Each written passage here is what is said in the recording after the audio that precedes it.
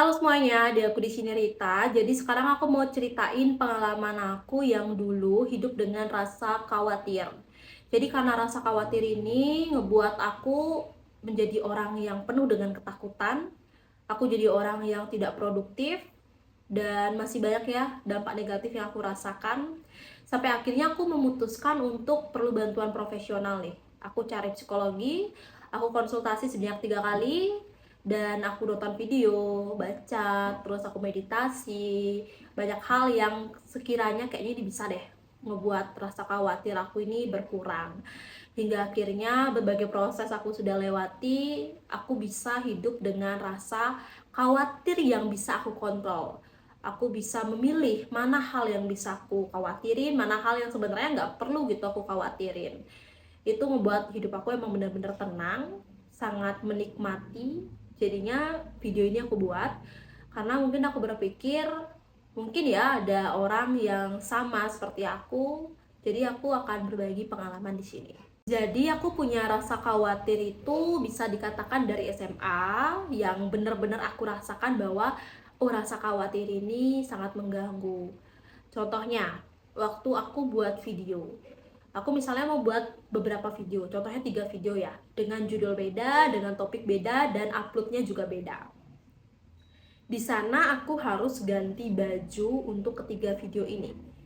Misalnya video pertama aku pakai baju merah, video kedua aku pakai baju putih, video ketiga aku pakai baju hitam gitu misalnya ya.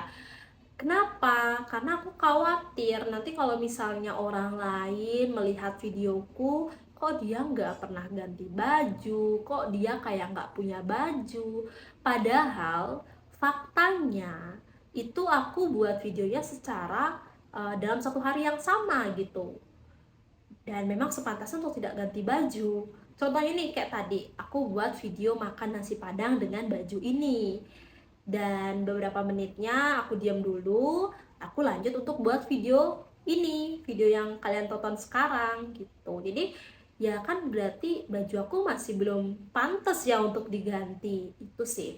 Tapi waktu dulu aku ganti karena aku khawatir dengan omongan orang.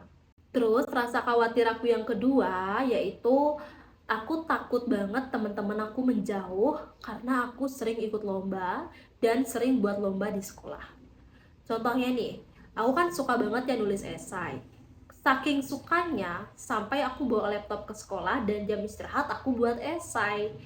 Nah, aku takut banget nanti kalau misalnya aku terus mempertahankan kebiasaan aku ini, itu nanti teman-teman aku ngeliat, ih dia itu fokus lomba ya, kayaknya aku nggak cocok deh sama dia berteman.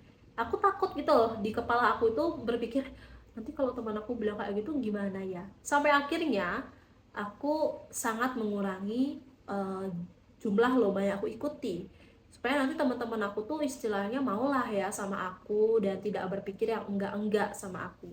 Padahal itu sama aja membohongi diri sendiri, karena jujur aku tuh pingin ikut lomba esai terus, bahkan di jam istirahat pun aku nggak mau belanja karena memang aku suka nulis gitu. Cuma karena aku diatur ya sama pikiranku yang penuh dengan rasa khawatir ini, jadinya ya aku tidak bisa menjalankan apa yang sebenarnya aku suka gitu. Kemudian aku punya rasa khawatir dengan apa yang orang lain lakukan. Contohnya nih, kan di universitas aku ini kan ada sistem SKP. Aku kurang tahu sih di universitas lain ada juga atau gimana. Cuma di universitas aku ada. Nah, untuk SKP kepanitiaan itu minimal 15.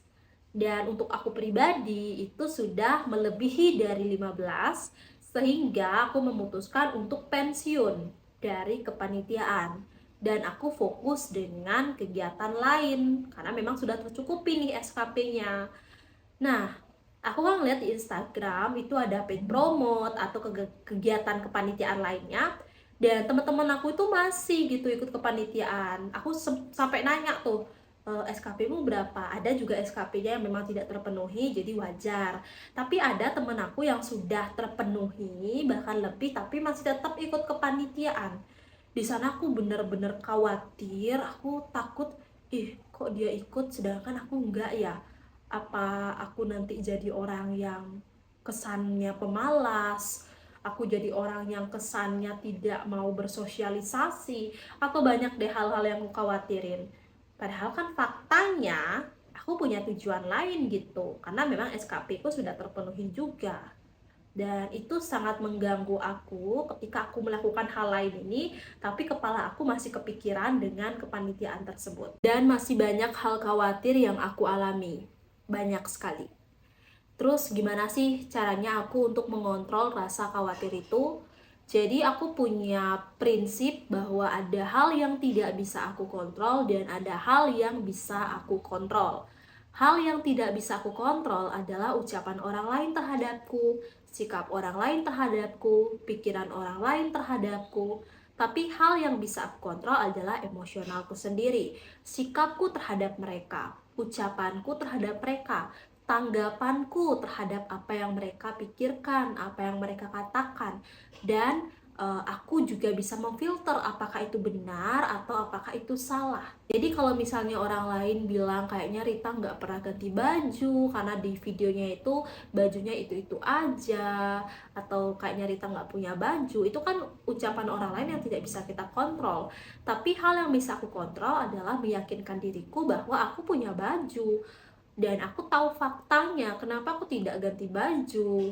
Padahal kan karena memang aku dalam satu hari itu membuat banyak video dan otomatis bajuku ya baju yang sama gitu, dan aku juga akan merasa capek kalau misalnya aku mengikuti apa yang orang lain pikirkan. Bayangkan aku setiap buat video harus ganti baju, ya capek banget kan. Jadi ya udahlah, nggak usah dipikirin gitu. Kemudian aku juga menekankan pada diriku bahwa setiap orang punya visi dan misi yang berbeda dalam kehidupannya.